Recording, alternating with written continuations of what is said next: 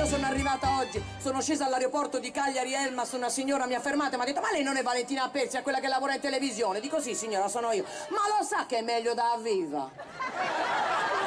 Beh, lo credo bene, c'è un po' di colorito. Da morta non è una bella veduta.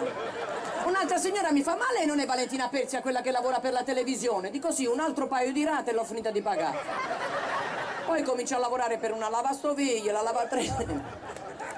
La Rodriguez a voi uomini, perché siamo un popolo di uomini maiali.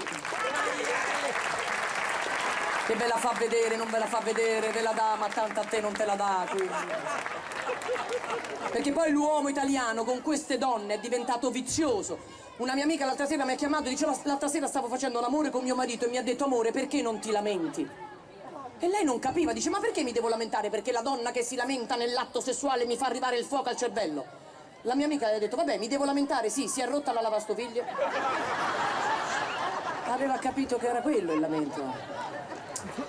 Non vi preoccupate dei vostri piccoli, le vostre piccole creature anche qua dietro, ne sanno più di voi. E se ne sanno più di voi la colpa è vostra, perché una volta a casa avevamo meno stanze ma i muri erano più spessi. Adesso per avere più stanze i muri si sono assottigliati.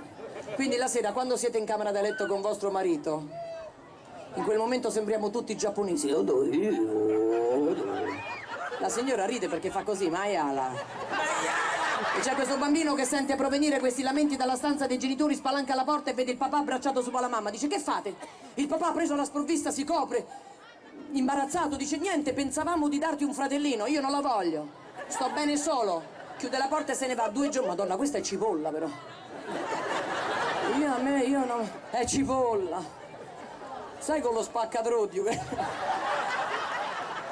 Spalanca la porta e trova la mamma sopra il papà. E adesso la mamma, presa lei la sprovvista, molto imbarazzata, dice: niente, pensavamo di darti una sorellina, non ci siamo capiti. Io non voglio il fratellino, ma non voglio neanche la sorellina. Chiude la porta e se ne va.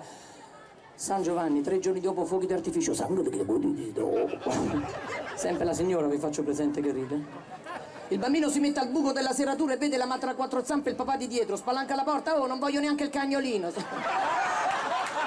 Signora, ma che fai? Gliela spiega a suo marito?